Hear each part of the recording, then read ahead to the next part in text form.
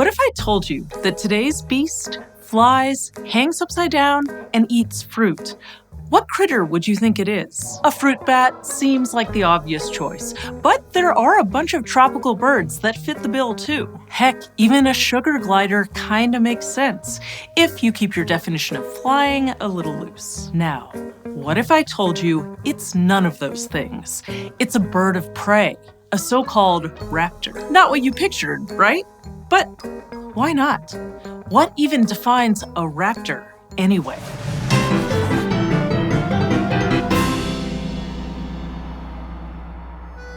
The Bizarre Beast Pin Club is open for subscriptions for the whole month. Sign up by May 20th and your first pin will be one of these weird birds of prey.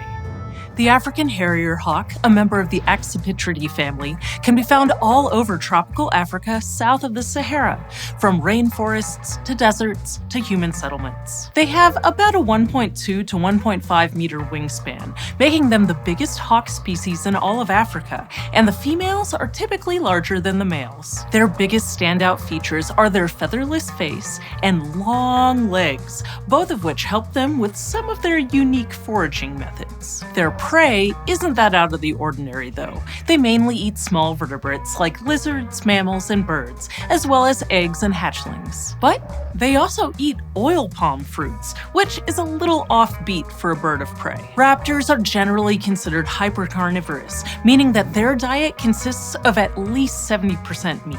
So sure, snacking on fruit here and there isn't out of the question, but of the over 500 species of raptors in the world, only a little over 30 have actually been observed doing this. The African harrier-hawk's diet has, in at least some cases, been measured at about 13% plants on average, which still puts them past the 70% meat cutoff for hypercarnivore status. But they've also been observed eating a diet of up to 86% oil palm fruits, and some folks might call you a straight-up frugivore at that point. Raptor species that have been spotted eating fruits seem to mostly opt for those with a high fat content, which could just be a convenient substitute when prey is hard to come by. Still, this doesn't totally explain why birds like the harrier-hawk or its neighbor, the palm nut vulture, have a more frequent affinity for this behavior than most raptors. It may simply be that these species are more visibly exploiting an available resource than their relatives, who themselves might actually be eating fruit more than we realize. When hunting its non-fruit food options,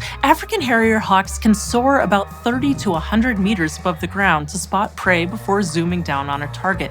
Or they may hunt by scanning an area while perched at a high vantage point. Fairly standard stuff, but they will also fly around much closer to the treetops and allow themselves to be mobbed. Mobbing is when smaller birds squawk at or even attack potential predators to drive them away.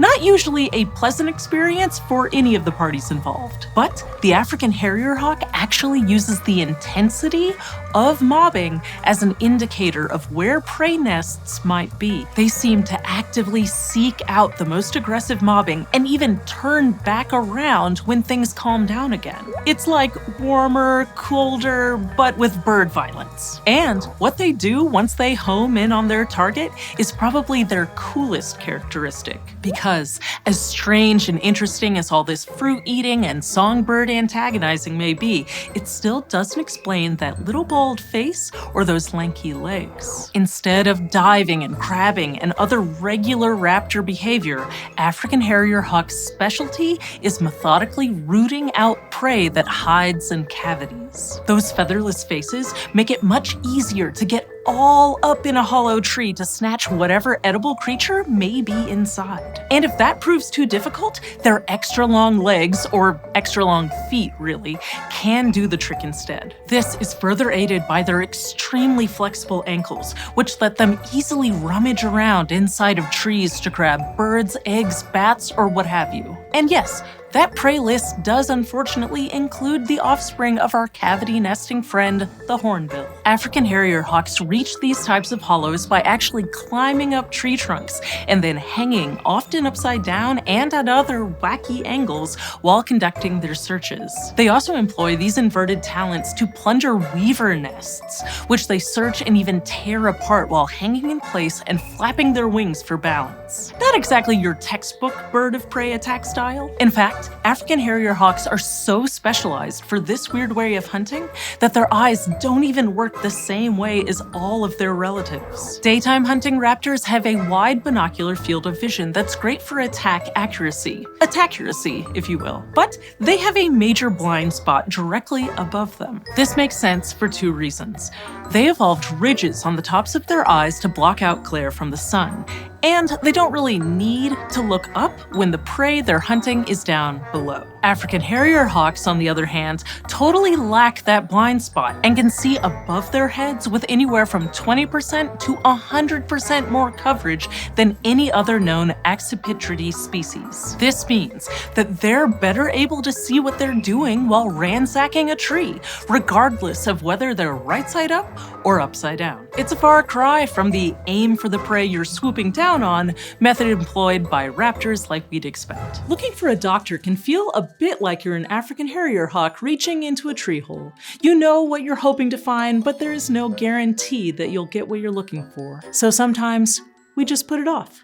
Not because we do not care about our health, but more so because of how difficult it is to actually book and see a doctor. But doctors that perfectly suit your needs are out there, and you shouldn't have to reach into any tree holes to find them. That's why today's video sponsor is ZocDoc. ZocDoc is a free website where you can search, compare, and instantly book high-quality in-network doctors. So instead of trying to figure it all out on your own, you can actually see real doctors, real reviews, and real availability all in one place. You just check their schedule, pick a time that fits your life, and book it, sometimes even same day or within 24 to 72 hours. So if something's been on your mind, or you've been putting something off because it just feels like too much to deal with, go to ZocDoc.com/bizarrebeasts to find and instantly book a top-rated in-network doctor today. Thank you to ZocDoc for sponsoring today's video and for helping us all take better care of our health. So what exactly is it about this handful of traits that makes the African harrier-hawk seem so different from typical birds of prey? The better question might be, what exactly is a raptor? The truth is, there isn't a formally agreed upon biological definition of raptor or bird of prey, and what qualifies is hardly taxonomically consistent. The word raptor comes from the Latin word meaning to seize, so having crabby talons seems to be the most common through line. And that tracks with the fact that all of the different raptor taxa have their own highly adapted talon styles based on what they catch and how. But that's the strange part. The taxa in question aren't even that closely related. The order Accipitriformes, which includes eagles, ospreys, hawks, kites, vultures, and more, is totally separate from the order Strigiformes, the owls. And Falconformes is closer to parrots and other perching birds than to either of those. The usually defining adaptations that make a so-called raptor,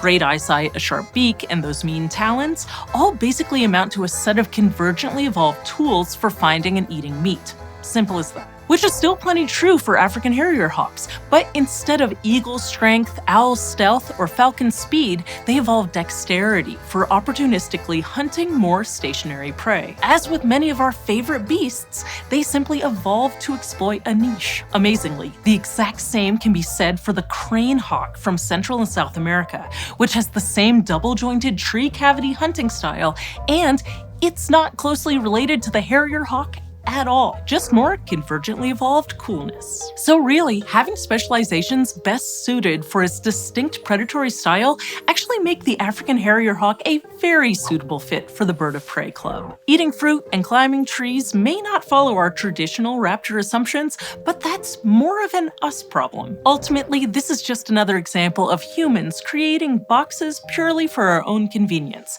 even when those boxes don't necessarily have much meaning in nature. Very often the labels we create are entirely vibes-based. Just ask any botanist what counts as a pumpkin. What makes the African harrier-hawk unique from other birds of prey doesn't actually mean it's not still a bird of prey itself. Though to be fair, the sight of a hawk scaling a tree or flopping around with one foot in a hole is a bit bizarre on its own merits. But this beast is simply living its best raptorial life, even if it has to stretch the definition of the term just as far as its legs.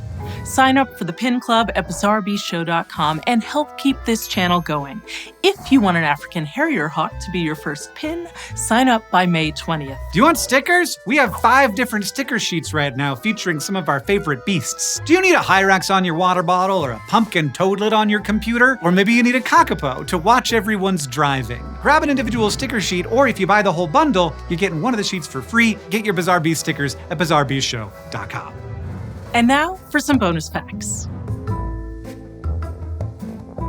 Along with being great for sticking into tree holes, the African harrier-hawk's naked little face also lets us see them blush. Their bare face is usually a pale yellow color, but can flush bright red in a variety of circumstances. Generally, and unsurprisingly, this seems to be something of an all-purpose excitement response, including during courting and leading up to mating. When nesting, African harrier-hawk mates typically take turns incubating the eggs and hunting. They sometimes seemingly disagree when the time comes to swap roles, resulting in shoving matches. And curiously enough, facial flushing seems to correlate with which parent is already at the nest and which is returning from hunting and ready to take over. While incubating the eggs, the parent already sitting at the nest is more likely to turn red, while the parent arriving stays pale.